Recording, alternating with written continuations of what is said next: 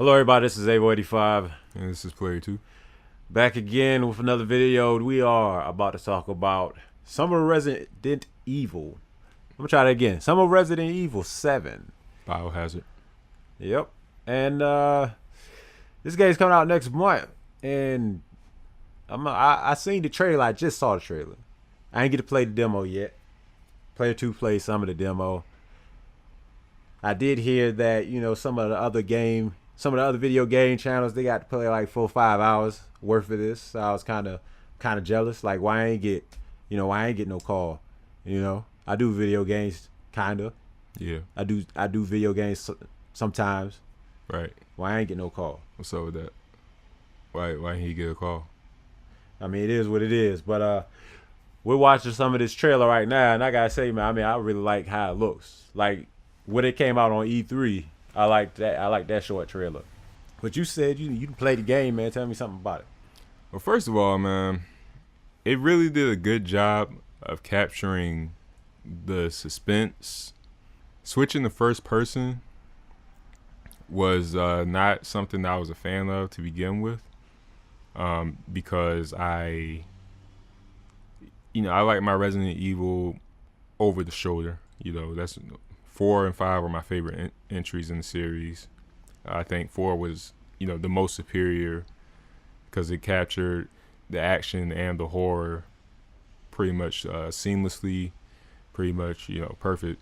Resident Evil 5, while it took a step back on the horror department and the survival department, it was still so fun to play. And Resident Evil 6, I really couldn't get into at all. So for them to switch to first person, I was kind of like, okay, they're clearly going back to survival horror here. It made it scary, man. Going first person, you can't really, it's not as easy to see what's behind you. It just makes everything that you hear, the little creaks and bumps, and everything that you hear is, making you jump a little bit. Made you feel like, you were really vulnerable. Like you couldn't just take down whatever came at you. You felt really human. You felt really, again, vulnerable would be the best word. All right. So from what I was getting, a little bit of talk was that because it's first person, it's like a way that they was able to do the tank controls. Like back in the day, that was the way they was able to put in tank controls. Right. You obviously got to press up. You got to do left, right, and then press up to go forward, which is a little different than it is like Resident Evil 4 and up. So, I mean, with that being said, that was a great idea. But yeah, like you said, for the other reasons, that's just another reason that it was a good idea to go into first person as well.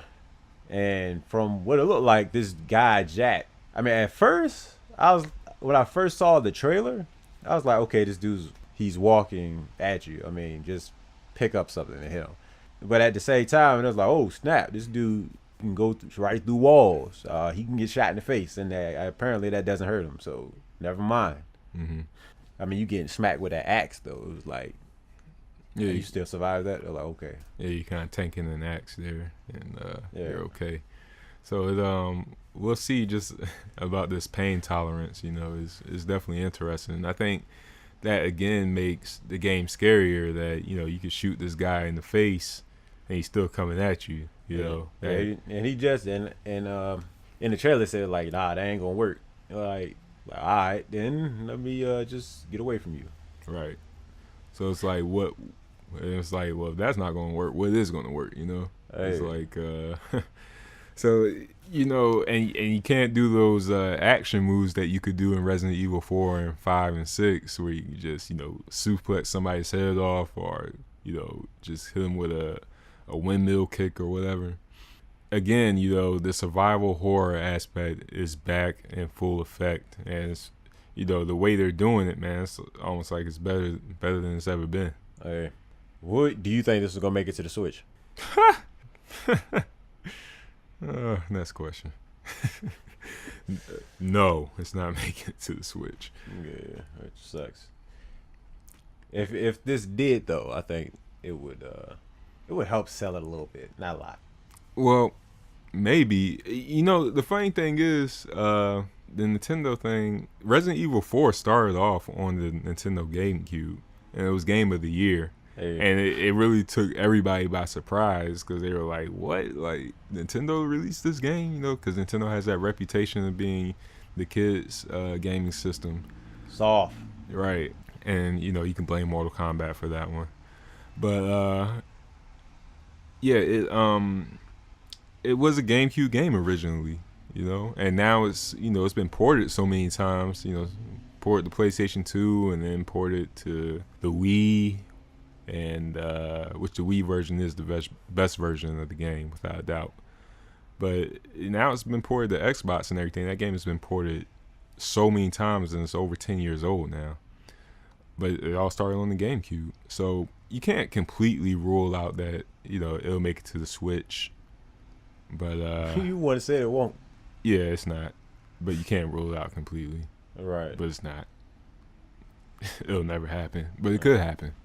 Is everything supposed to happen in this house or this just small area, bayou, or what? Because if not just this area, then it gotta be a good portion of this.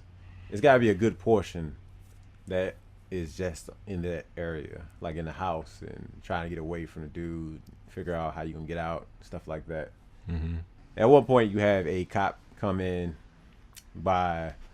He comes in your view by looking in the window, and I guess y'all talk for a second, but they don't show too much of that. Yeah, there's a huge feeling of just complete, you know, that isolation feeling, like you're by yourself. And I would imagine, again, like you said, a good chunk of the game, at least the first act, being in that swamp area, that bayou area. And just being in the home, I mean, in the demo, you were pretty much just trying to get out of the house. Like, you're just trying to find a way out. The question I would have is, where exactly do you end up? You know, do you end up in a town? By the end of the game, are you going to be somewhere completely random that, you know, doesn't make a whole lot of sense? Or is it going to still be that creepy area where it's really dark and you still don't know what's going to come out to get you, or you don't really know what you're up against, you know? Because I think one of the scariest parts about anything is not knowing what it is that you're seeing, not knowing what it is that you're up against, not knowing what it is that you're dealing with. You know, when you don't have answers, that's when things are scarier. Right. You know, when you know, when you find out that your enemies are demons or ghosts or whatever, when you find out what it is, it becomes less scary.